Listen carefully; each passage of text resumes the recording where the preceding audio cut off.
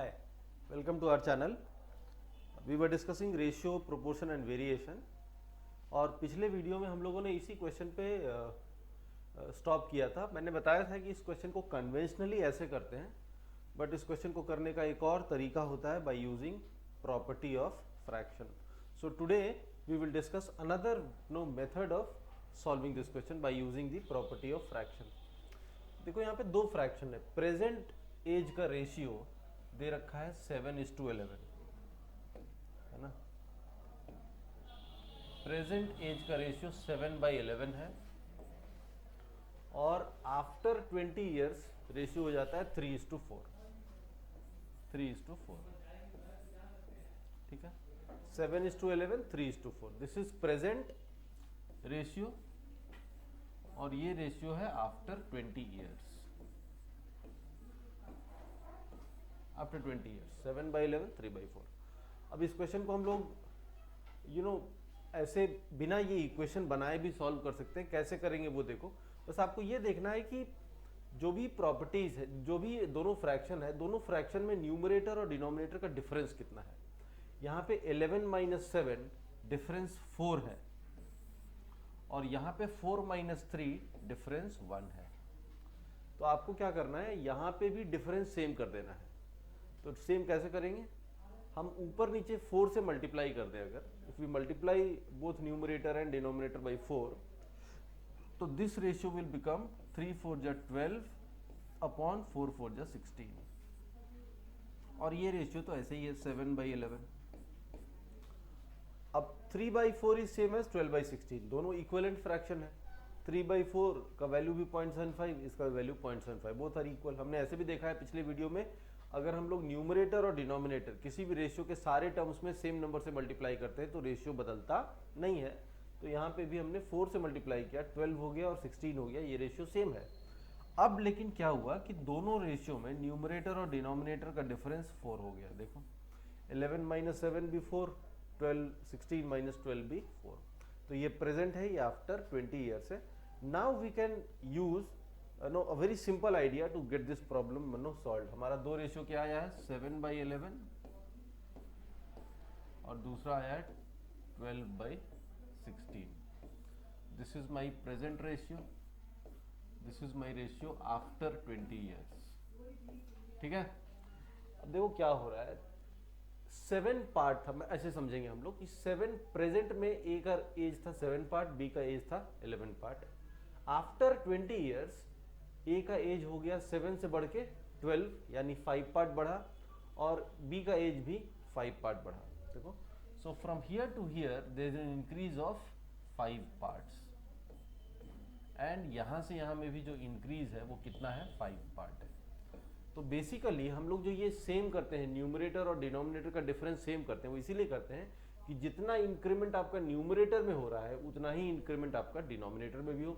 7 to 12 5 increase, 11 to 16 there is 5 increase. बस ये numerator और डिनोमिनेटर में इंक्रीज सेम करने के लिए ही हम लोग ये वाला एडजस्टमेंट करते हैं फ्रैक्शन में. दोनों का न्यूमरेटर और डिनोमिनेटर का डिफरेंस सेम कर देते हैं. अब हम लोग बहुत सिंपल सा लॉजिक लगाएंगे. 7 पार्ट से एज हो गया ए का 12 पार्ट, यानी कितना बढ़ा, 5 पार्ट. 11 पार्ट से 16 पार्ट हो गया, बी का एज भी कितना बढ़ा, 5 पार्ट. दोनों का एज 5 पार्ट बढ़ा, और दोनों का एज बढ़ा कितना है, 20 साल. क्योंकि 20 साल में एज कितना बढ़ेगा, 20 साल बढ़ेगा. So we can say 5 part is equal to how much, 20 years. So 5 part is equal to 20 years. So एक पार्ट हो जाएगा 4 ईयर्स. एक पार्ट हो जाएगा 4 ईयर. तो दोनों का प्रेजेंट एज कितना है, 7 पार्ट एंड 11 पार्ट. तो ए का प्रेजेंट एज है 7 पार्ट, जैसे 7 × 4 28 ईयर्स, और बी का एज है 11 part. So 11 × 1 part is 4, so 11 × 4 44 years. So my answer is 28 years and 44 years. ठीक है. All right. पूछा था find the difference between their present age, तो निकल ही जाएगा. तो दोनों का डिफरेंस निकाल लो. 44 - 28 कितना हो जाएगा, 16 ईयर्स. सो बी और ए के एज का डिफरेंस विल बी 16 ईयर्स. तो इस तरीके से भी हम लोग कर सकते हैं. We can use property of a fraction to get the question done. Okay, let us move on, कुछ और क्वेश्चंस आज करेंगे हम लोग, डिस्कस करेंगे। देखो क्या कहता है, A and B have their present age in the ratio 3:4।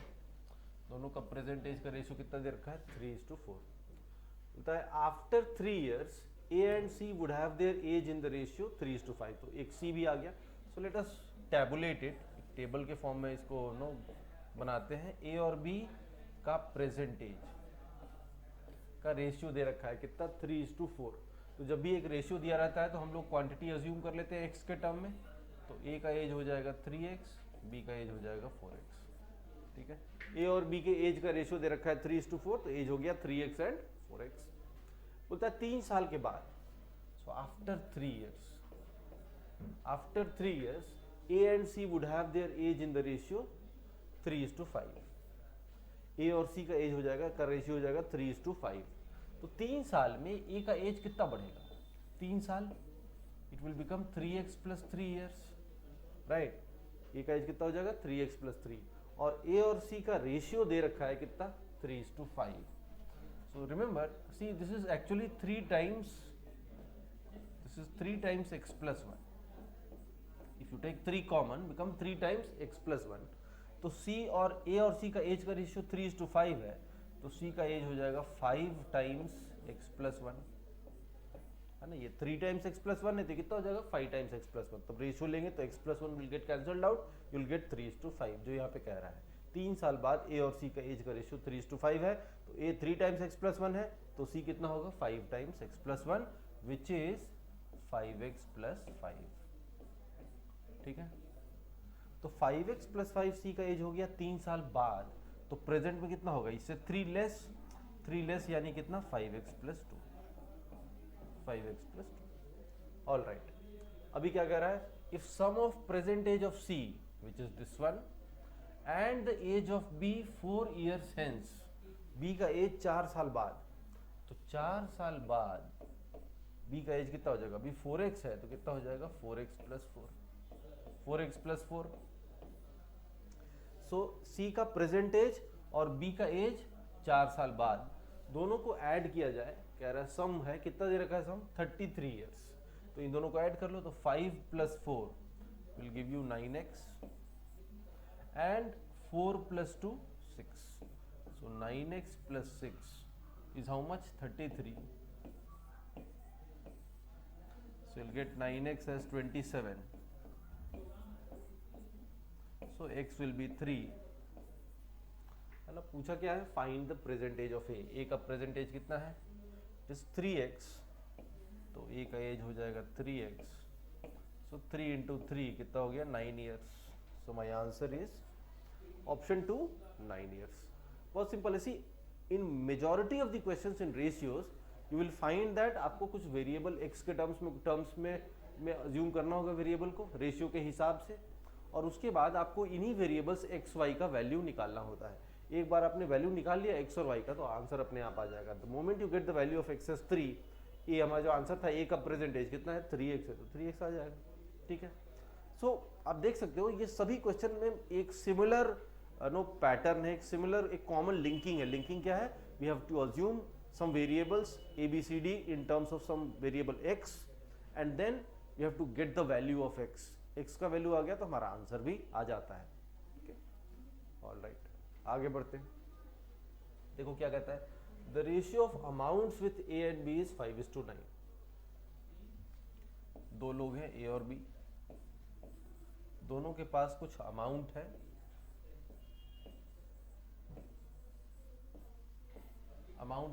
उस अमाउंट का रेशियो दे रखा है 5:9।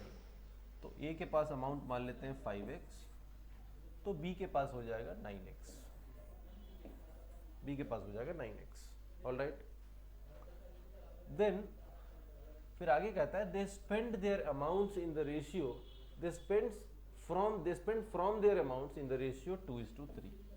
2:3 रेशियो में ये अपना स्पेंड करते हैं, इसी अमाउंट में से जो इनके पास अमाउंट है उसी में से they have spend something in the ratio 2:3। तो अब चूंकि ये हमारा अमाउंट का रेशियो है और ये हमारा जितना उन्होंने एक्सपेंड किया है उसमें से उसका रेशियो है, दोनों में से इन दोनों रेशियो में कोई भी टर्म कॉमन नहीं है।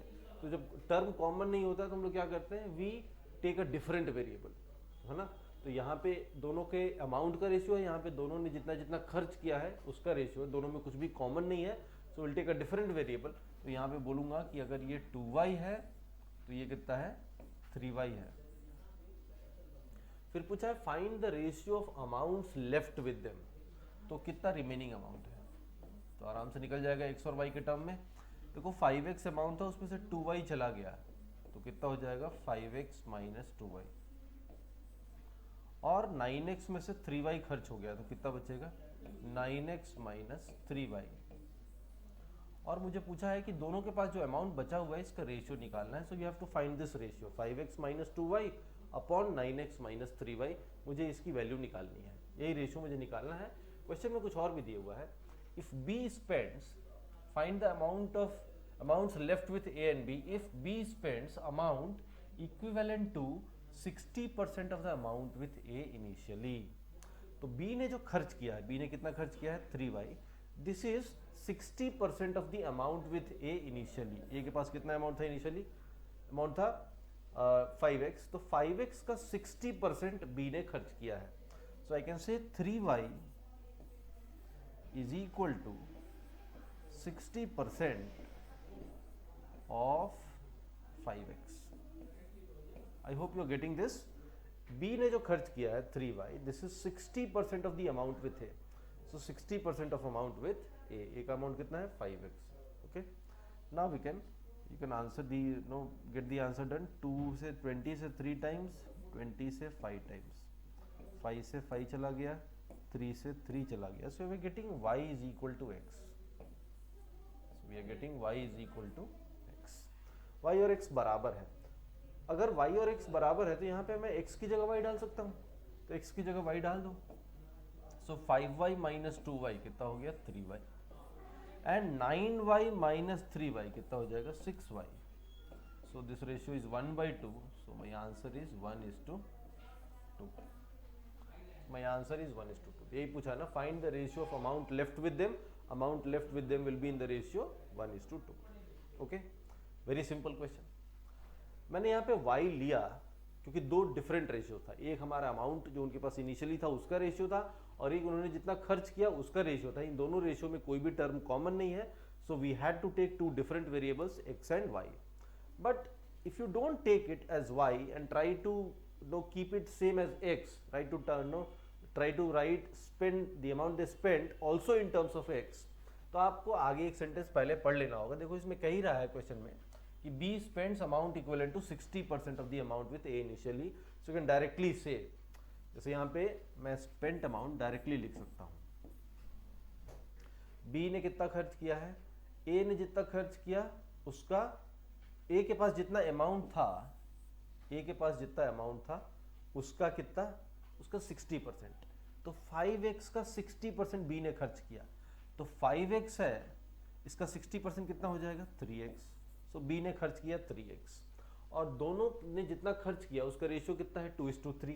तो अगर ये 3x है तो a ने कितना खर्च किया होगा, a ने कितना खर्च किया होगा 2x खर्च किया होगा, तो 5x minus 2x 3x and 9x minus 3x 6x, तो 3x/6x कितना हो जाएगा 1:2। तो हम डायरेक्टली भी कर सकते हैं, मुझे इतना x और y दो वेरिएबल लेने की जरूरत नहीं पड़ेगी। If we read the question further and figure out कि इसको तो मैं डायरेक्टली ले सकता हूँ कि a के पास जितना अमाउंट था उसका 60% b ने खर्च किया, तो a के पास अमाउंट था 5x, उसका 60% 3x b ने खर्च किया, 9x था 3x खर्च किया, और a और b के खर्चे का रेशियो 2:3 है, तो b 3x है तो a कितना होगा 2x, तभी तो रेशियो 2:3 आएगा। सो 5x था, उसमें से a ने 2x खर्च किया तो बचा कितना 3x, और 9x था b के पास, उसमें से उसने 3x खर्च कर दिया तो बचा कितना उसके पास 6x। So again you will get ratio as 1:2। Same idea, तो ऐसे भी कर सकते हैं। We could have dealt it in single variable also if we could have if we pay attention to this initially कि a के पास जितना amount था उसका 60% b ने खर्च किया है। ऑलराइट, आगे बढ़ते हैं, एक और क्वेश्चन देखते हैं क्या कहता है। Salaries of A and B are in the ratio 5:11। Okay, so A और B का सैलरी का रेशियो दे रखा है, कितना दे रखा है 5:11। 5:11। फिर कहता है salaries of C and B are in the ratio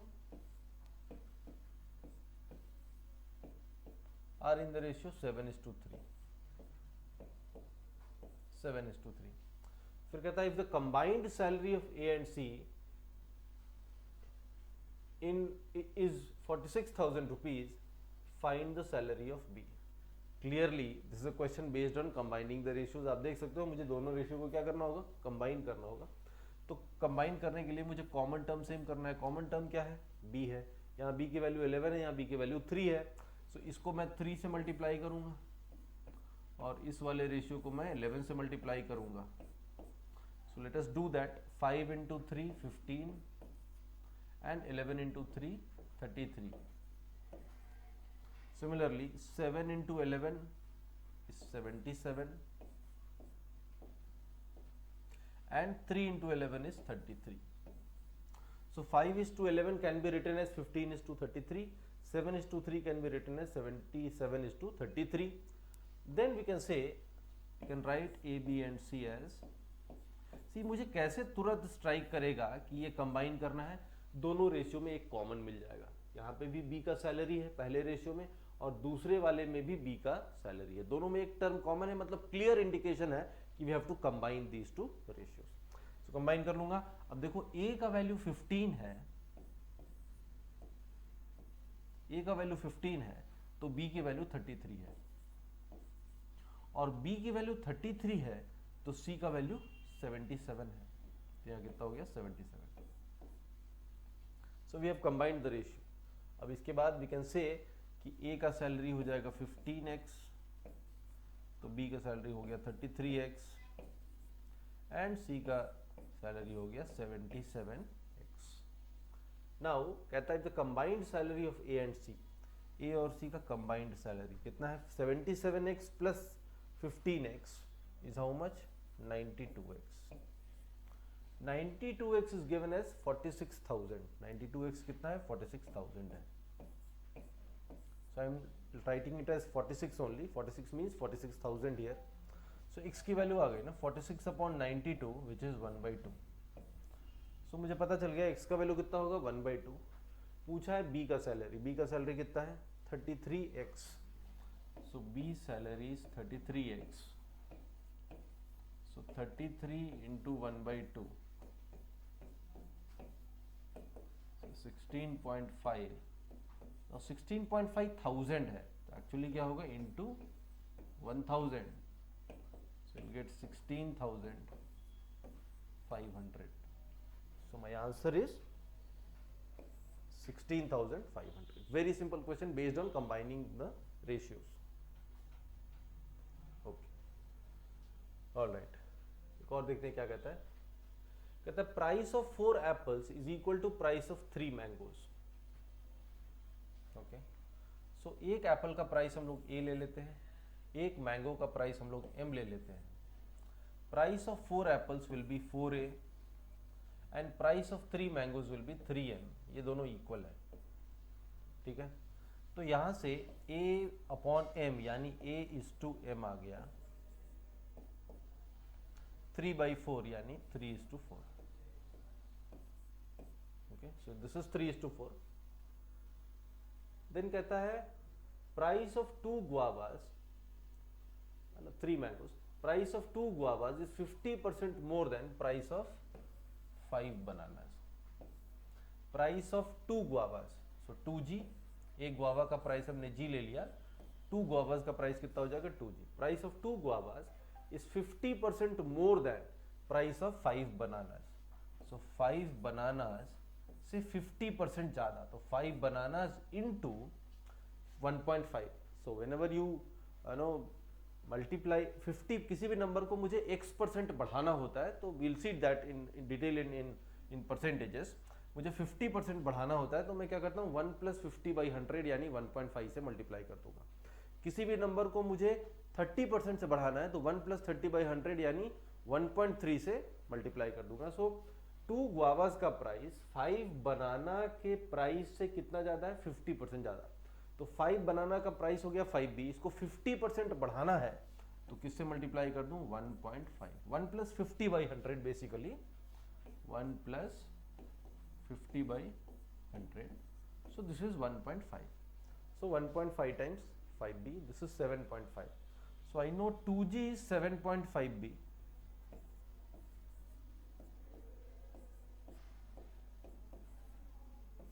इसको 2 से मल्टीप्लाई कर दो, डेसिमल हट जाएगा, 4g will be equal to 15b. Okay, so यहां से g is to b आ जाएगा, so you are getting g is to b as 15 is to 4, 15 is to 4. All right, so we have got two ratios, first ratio and second ratio. फिर कहता है if the price of a mango is same as price of 5 bananas, price of a mango is same as price of 5 banana, so price of 1 mango is equal to price of 5 bananas. so यहां से m is to b आ जाएगा, m is to b आ गया, m is to b कितना आया 5 is to 1, देखो m by b is equal to 5 यानी 5 is to 1, 5 is to 1. so I've got another ratios, तो मेरे पास 3 ratios है, ये दोनों connected है कैसे, am mb, so these two are connected via m, and mb and gb, these two are connected via b, यहाँ पे भी b है तो दोनों कनेक्ट हो जाएगा. इसका मतलब है कि हम इन तीनों रेशियोज को कंबाइन कर सकते हैं, और कंबाइन कर लेंगे तो a m g b ये सारे के सारे वेरिएबल्स, सारे के सारे जो प्राइसेस हैं, इसको हम लोग सेम वेरिएबल x के टर्म में एक्सप्रेस कर पाएंगे, बिकॉज हम इसको कंबाइन कर ले रहे हैं. तो let us combine this two. So this was also a question which was based on combining two or more ratios. So let us combine it, है ना. थोड़ा आगे चलते हैं इसको. So let us combine it. So we have a is to m as 3 is to 4. We have m is to b as 5 is to 1. और देखो यहाँ b से एंड किया है तो b से बिगिन करता हुआ, तो will take at b is to g. इसको हम लोग कैसे लेंगे, b is to g. तो b is to g कितना हो जाएगा 4 is to 50, so will be 4 is to 50. all right, now we can write this a is to m is to b is to g. इसको हम लोग लिख सकते हैं, है ना. सो पहला टर्म a क्या होगा, पहला 3 नंबर का product, 3 into 5 15, 15 into 4 60, so 60. Then next one m second term से स्टार्ट होगा, तो 5 into 4 into 4, तो 5 4 जा 20, 24 जा 80, सो m is 80. देन b कैसे होगा, तीसरे टर्म से स्टार्ट होगा, तो 4 into 4 into 1, तो 4 4 जा 16 into 1 16, so this is 16. And then g चौथे टर्म से स्टार्ट होगा, तो 4 into 1 पहला वाला पहले से स्टार्ट होगा, 3 5 4 5 4 4 4 4 1 एंड देन 4 1 15, तो 4 1 15 का प्रोडक्ट कितना हो जाएगा, अगेन 60. सब में 4 कॉमन है, 4 कॉमन निकाल दो तो बचेगा 15 20 4 एंड इसको भी हम लोग 4 कॉमन निकाल दे तो 50. सो this is my ratio of Apple mango banana and guava. ठीक है, the moment you get it. हमसे क्या पूछा है, कहता है क्वेश्चन में price of a mango, you see here,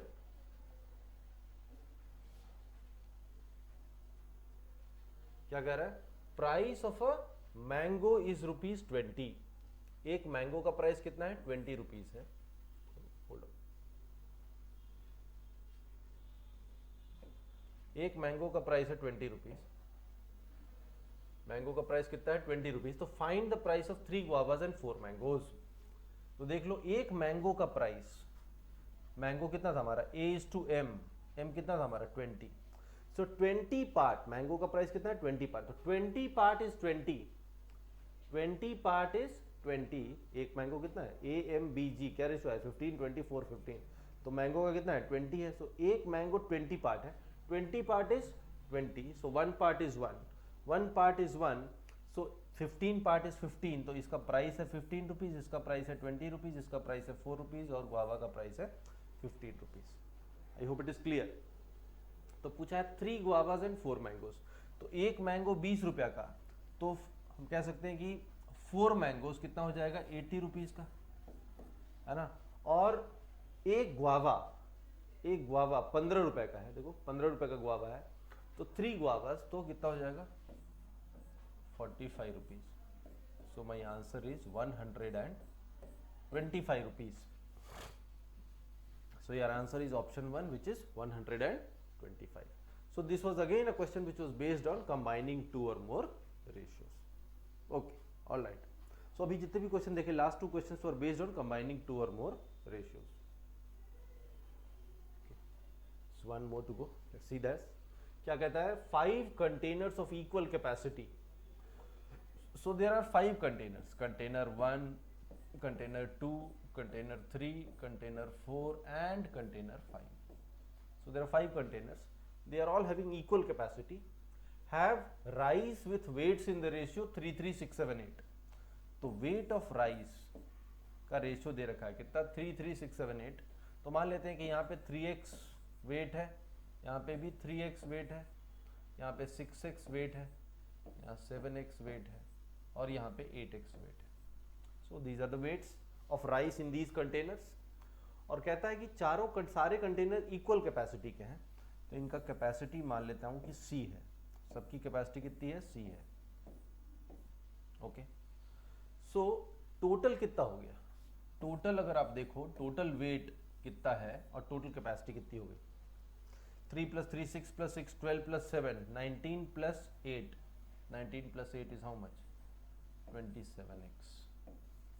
So my total 8 15 15 6 21 21 और 6 27x 27x is the total weight of rice and 1 2 3 4 5C is my total capacity. 5C is my total capacity. Question में कह रहा है total weight of rice in 5 containers is 35%, is 35% of total capacity of 5 containers 3 3 6 7 8.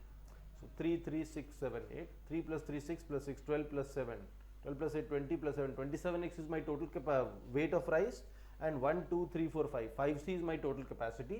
कहता है total weight of rice in 5 containers यानी कि 27x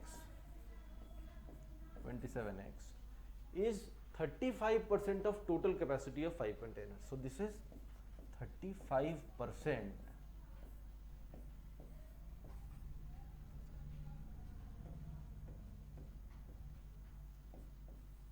35% of total capacity. How much is the total capacity? 5C.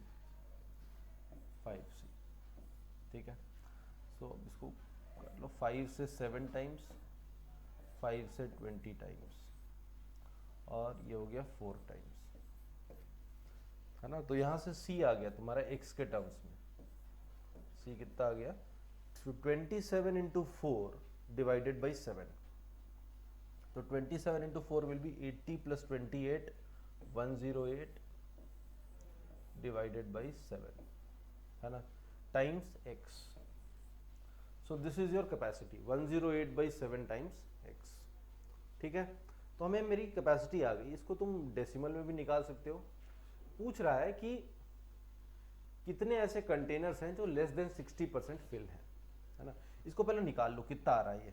This is approximately 7 1 जा 7, यहाँ पे लिखता हूँ 7 1 जा 7 बचा 3 8, 7 5 जा 35 बचा 3 0 4 0, लगभग ये आ रहा है 15.43x, 15.43x। तो मेरी जो कैपेसिटी है टैंक की कंटेनर की वो कितनी है 15.43x।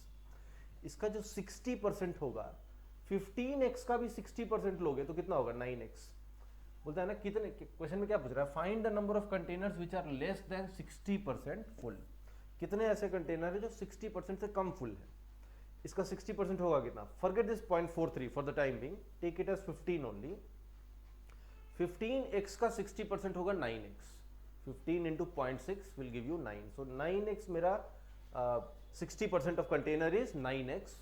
9x से लेस बोला है कि कितने सारे कंटेनर्स फिल्ड हैं. तो देखो ये भी 9x से कम है, ये भी 9x से कम है, ये भी 9x से कम है, ये भी 9x से क्या है, कम है, isn't it?